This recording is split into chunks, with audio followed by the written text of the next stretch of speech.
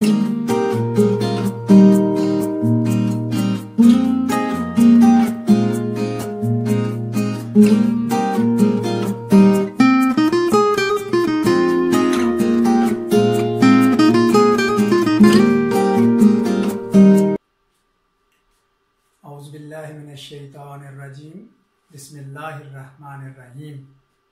इक़रा बिस्मि रब्बिकल्लज़ी खलक़ खलक़ल इंसाना मिन अलक़। इक़रा व रब्बुकल अकरम अल्लज़ी अल्लम बिल कलम अल्लमल इंसाना मा लम यालम। सदक़ल्लाहुल अज़ीम। अज़ीज़ तलबा, मोअज़्ज़ज़ नाज़रीन, जहान उर्दू में मोहम्मद सरवर खोसा की तरफ से आपको अस्सलाम वालेकुम और ढेरों दुआएं। तमाम बेटों की कामयाबियों और बेटियों के बेहतर नसीब की दुआओं के साथ आज के मौजू की तरफ बढ़ते हैं। आज हमारा मौजू है आपके सामने शख्सियत साजी, जिसको अंग्रेजी में हम पर्सनैलिटी बिल्डिंग कहते हैं। आपके सामने मैंने एक हजरत इकबाल रहमतुल्लाह अलैह का शेर लिखा है। निगह बुलंद सुखन दिल नवाज जहां पुरसोज, यही है रख्ते सफर मेरे कारवां के लिए। मेरे कारवां आप समझते हैं किसी भी कौम, कबीले, उम्मत के लीडर और रहनुमा को कहते हैं। और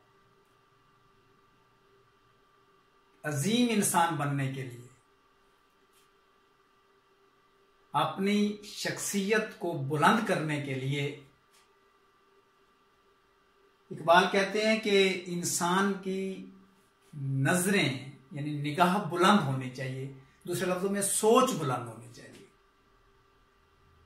यानी आपकी सोच मुस्बत होनी चाहिए, पॉजिटिव होनी चाहिए और बुलंद होनी चाहिए।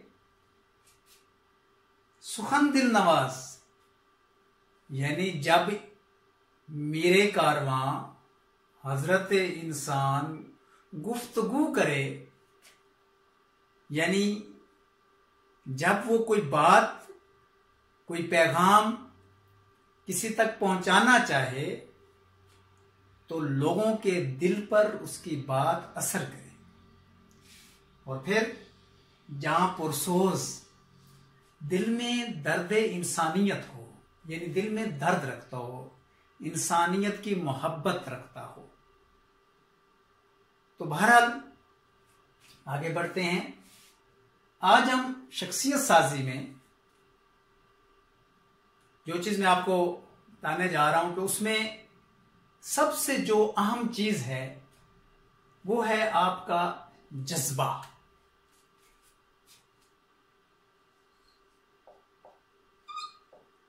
जज्बा यानी इसको हम अंग्रेजी में पैशन,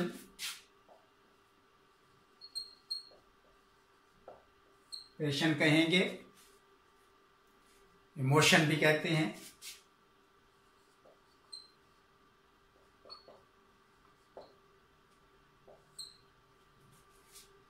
जज्बा, अब पहले तो यह समझना है अजीजान के जज्बा है क्या चीज। जज्बा जब बैरूनी अनासिर या बैरूनी अवामिल इंसानी शऊर को अपने अंदर जज्ब कर लेते हैं तो उस वक्त इंसान के अंदर एक खास जज्बा पैदा होता है, एक खास पैशन। इंसान इमोशनल होता है और इमोशनल को हम बाज़ दफा कहते हैं जी आप बड़े इमोशनल हो रहे हैं। अब इमोशन, जज्बा इंसान के फितरत का, वजूद का एक हिस्सा है। जब तक आपके अंदर जज्बा बुलंद नहीं होगा, जोश नहीं होगा, वलवला नहीं होगा, हिम्मत नहीं होगी, तो आप कभी भी कामयाब इंसान नहीं बन सकते, यानी अपने सफर का आगाज ही नहीं कर पाएंगे। मिसाल के तौर पर इश्क एक जज्बा है, यानी इश्क एक जज्बा है और जब तक ये जज्बा इंसान के अंदर हकीकी मानों में उजागर ना हो तो इंसान इंसानियत के दर्जे, बुलंद दर्जे तक नहीं पहुंच पाता। यानी इश्क ये उस वक्त तक अपना सही असर नहीं दिखा सकता जब तक ये इंसानी शऊर को अपने अंदर जज्ब न करे। और याद रखिए कि जज्बात किसी कायदे और कानून के पाबंद नहीं होते। आप हजरत इकबाल का ये एक मशहूर शेर सुनते हैं, तलमी में भी ये इस्तेमाल होता है। बेखतर कूद पड़ा आतशे नमरूद में इश्क, अक्ल है महवे तमाशाए लबे बाम अभी। आप देखते हैं कि जहां पर अक्ल की मंजिलें खत्म होती हैं वहां पर इश्क का आगाज होता है। यानी आप देखें हजरत इब्राहीम अलैहिस्सलाम का ये जज्बा इश्क इलाहियत था कि आप आतश नमरूद में खुशी के साथ कूद गए और ये इश्क इलाही आपके अंदर मौजूद था। जब तक इश्क का दर्जा इंसान के अंदर मौजूद ना हो उस वक्त तक आप अपने मतलूबा अहदाफ को हासिल नहीं कर पाएंगे, आजादी हासिल नहीं कर पाएंगे, मंजिल तक नहीं पहुंच पाएंगे। अब एक जो अहम बात है कि जज्बा कब कार फरमा होता है, उसके लिए मैं आगे बढ़ता हूं कि जज्बे के साथ साथ आपके अंदर यानी अमल, एक्शन,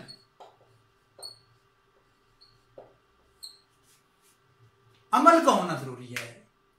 अमल से जिंदगी बनती है, जन्नत भी जहन्नुम भी, ये खाकी अपनी फितरत में न नूरी है न नारी है।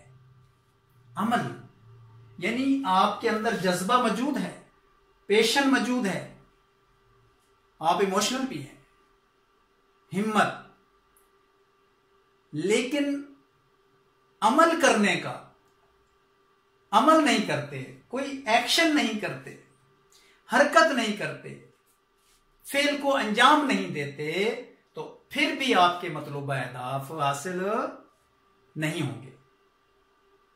आपके अंदर एक मसलन एक छोटी सी मिसाल कि आपके सामने खाना पड़ा है, आप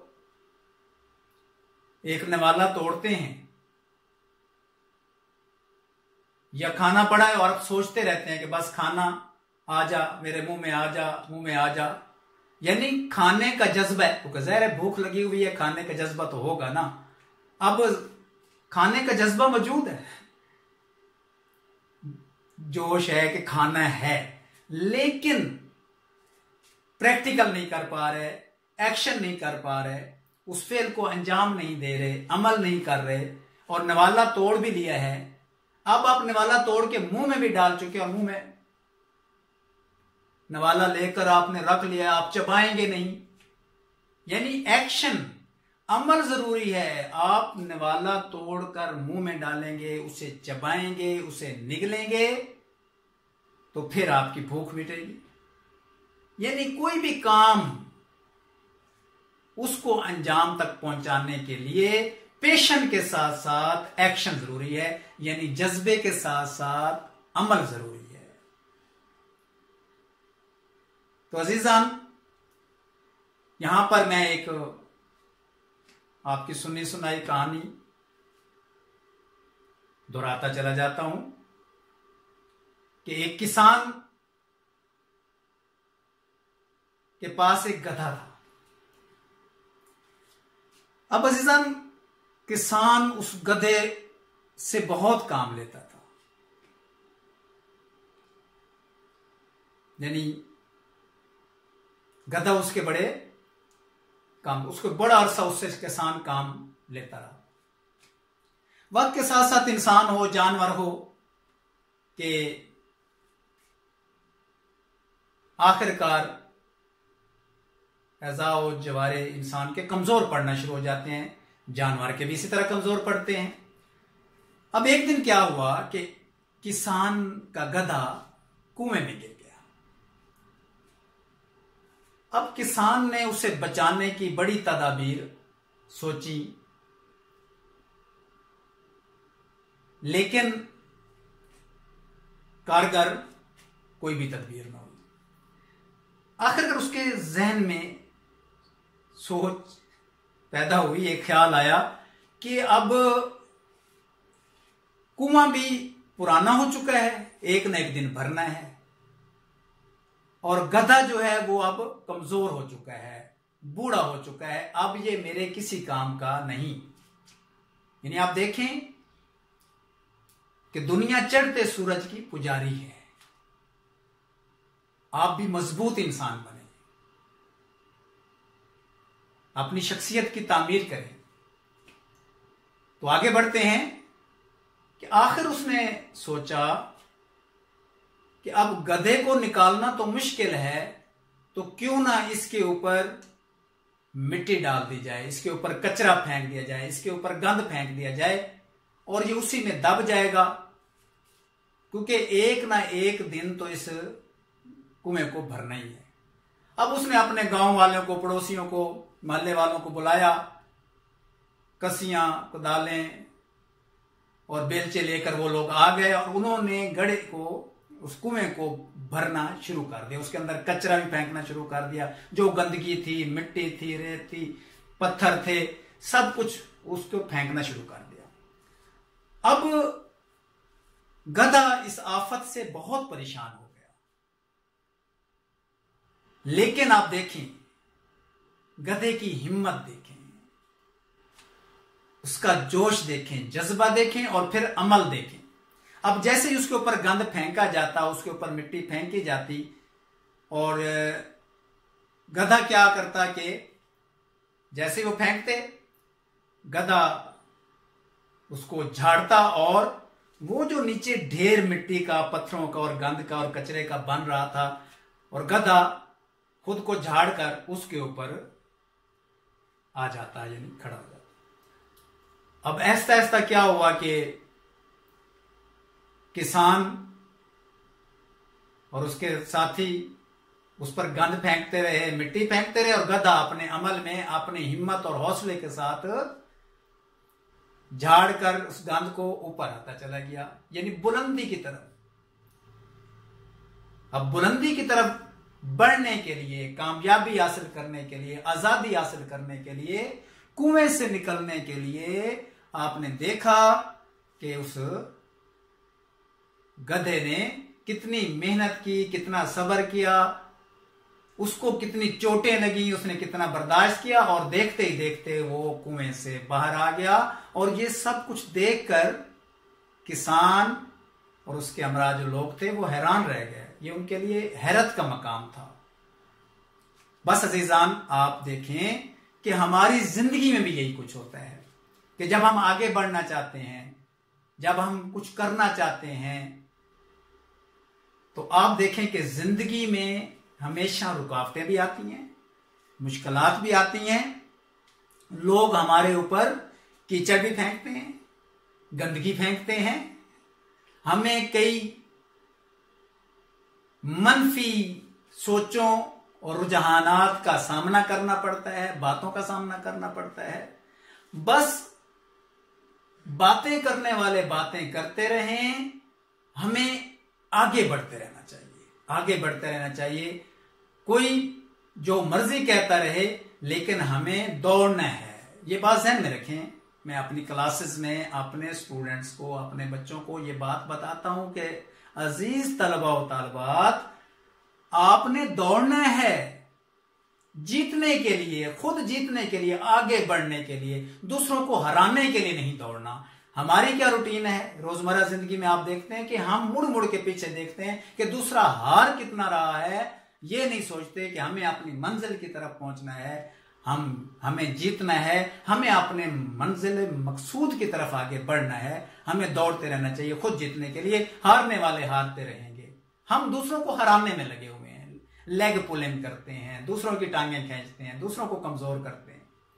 तो हमें जीतना है, आगे बढ़ना है। यहां पर हम एक छोटा सा ब्रेक लेंगे और फिर मैं आपको कुछ चीजें आगे इंशाल्लाह बताऊंगा।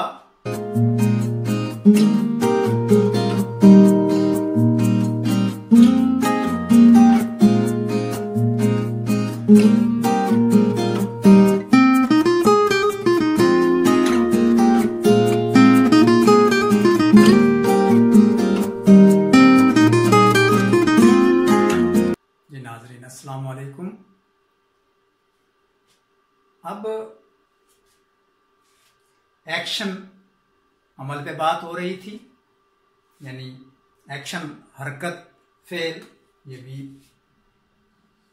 यानी हरकत में बरकत है, फेल।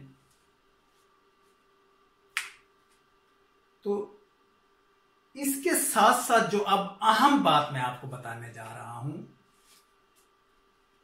वो है माइंडसेट।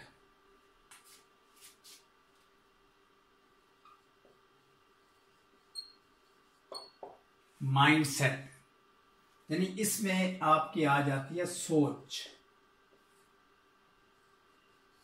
मुस्बत,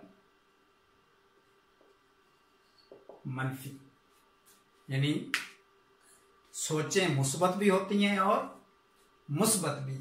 तो इसका मतलब आपका माइंड सेट, यानी आपका माइंड सेट नहीं होगा, मुस्बत सोच नहीं होगी, तो बेशक जज्बा भी मौजूद हो, आप अमल भी करते चले जाएं, लेकिन मनफी सोच वाला इंसान कभी कामयाब नहीं होता।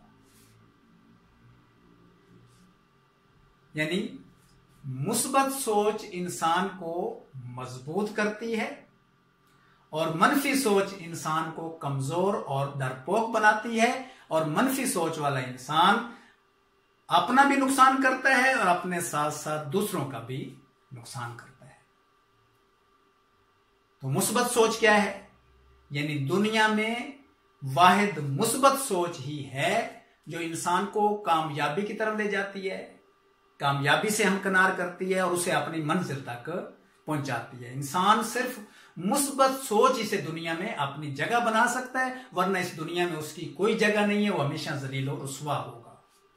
लेकिन अगर आपकी सोच पॉजिटिव है, मुस्बत है, तो फिर दुनिया जो मर्जी कहती रहे, आप अपने जमीर के सामने ही मुतमिन हैं और अपने परवरदिगार के सामने भी सुरखरू हैं। मुस्बत सोच रखने वाला इंसान कभी हालात से हारता नहीं है, बल्कि वो आगे बढ़ता चला जाता है और जिंदगी में पेश आने वाले तमाम वाकयात, हालात और हादसात का बहादुरी के साथ मुकाबला करता है। वो उनसे हिम्मत नहीं आता, बल्कि उन हालातों, वाकयात और हादसात से बहुत कुछ सीखता है।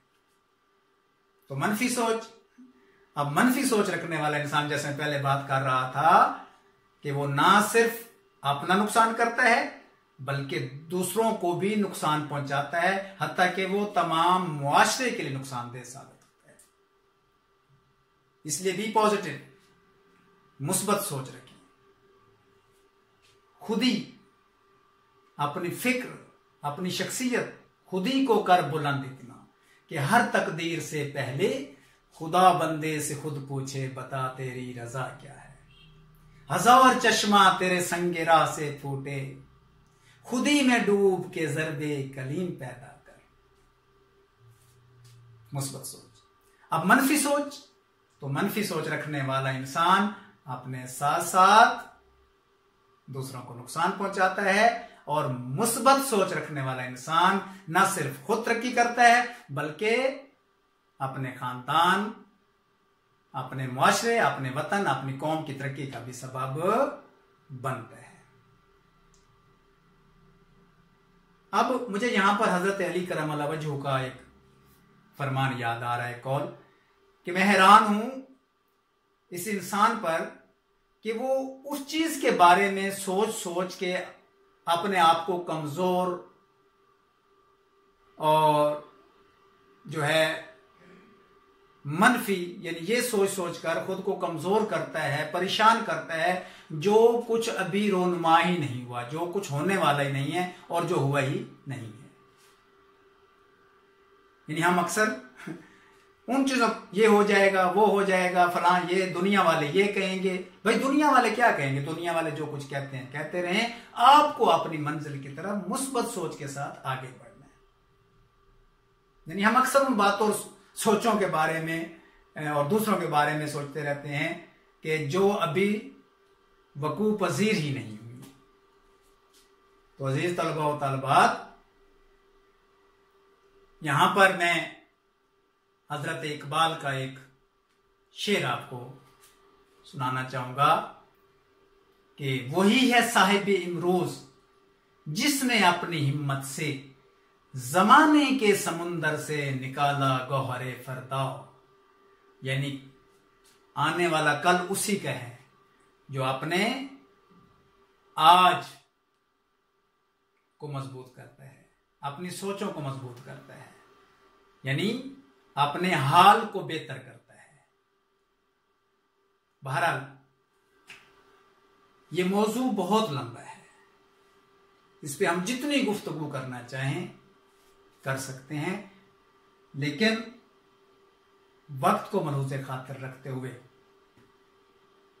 एक पैगाम दूंगा कि अपनी दुनिया आप पैदा कर अगर जिंदों में है, अगर हम जिंदा कौम हैं, पाइंदा कौम हैं, तो हमें आगे बढ़ना है।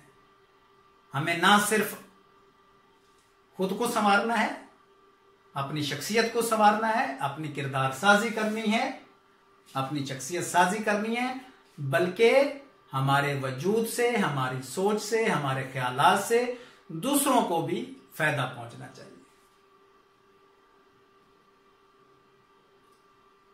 तो यहां पर जवाब शिकवा का आखिरी बंद,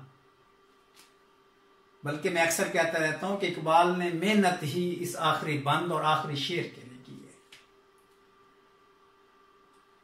अक्ल है तेरी सिपर, इश्क है शमशीर तेरी, मेरे दरवेश खिलाफत है जहांगीर तेरी, मासिवल्लाह के लिए आग है तकबीर तेरी, तू मुसलमान हो तो तकदीर है तदबीर तेरी, की मोहम्मद से वफा तूने तो हम तेरे हैं, ये जहां चीज है क्या लौह कलम तेरे हैं। वस्सलामु अलैकुम वरहमतुल्लाहि वबरकातुहू। अल्लाह ताला आपका हामी और नासिर हो, आपकी सेहत और सलामती और कामयाबियों की ढेरों दुआओं के साथ इजाजत चाहूंगा। अल्लाह आपको अपने हिफ्ज़-ओ-मान में रखे। वस्सलाम।